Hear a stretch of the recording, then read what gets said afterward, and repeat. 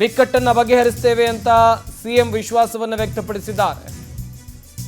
ರಾಮಲಿಂಗಾರೆಡ್ಡಿ ಅವರನ್ನ ಮನವೊಲಿಸುತ್ತೇವೆ ಅಂತ ಮುಖ್ಯಮಂತ್ರಿ ಡಿಕೆ ಶಿವಕುಮಾರ್ ಅವರು ಹೇಳಿಕೆಯನ್ನು ಕೊಟ್ಟಿದ್ದಾರೆ.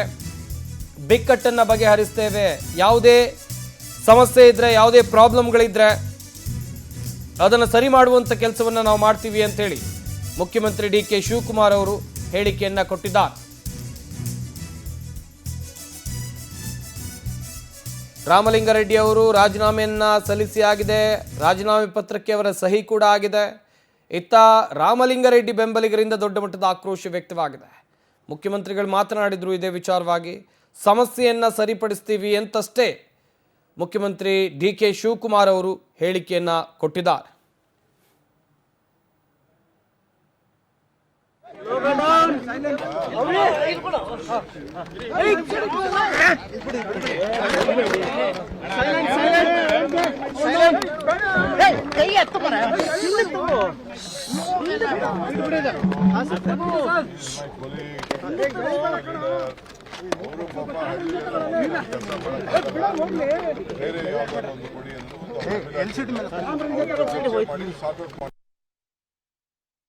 friend, we are very closest friend.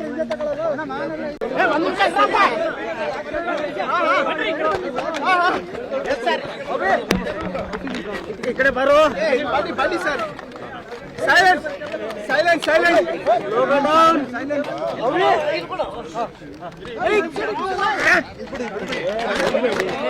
Silence silence silence ए कई है तुम्हारा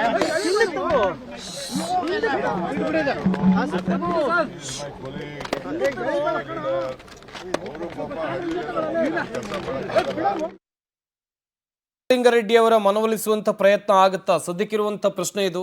ಯಾಕಂತ ಹೇಳಿದ್ರೆ ಈ ಹಿಂದೆ ಸಿದ್ದರಾಮಯ್ಯ ಮುಖ್ಯಮಂತ್ರಿ ಆಗಿದ್ದಾಗಲೂ ಕೂಡ ಅವರಿಗೆ ಮೊದಲು ಭರವಸೆಯನ್ನು ಕೊಡಲಾಗಿತ್ತು, ನಗರಾಭಿವೃದ್ಧಿ, ಬೆಂಗಳೂರು ನಗರಾಭಿವೃದ್ಧಿ ಖಾತೆಯನ್ನು ಕೊಡ್ತೀವಿ ಅಂತೇಳಿ.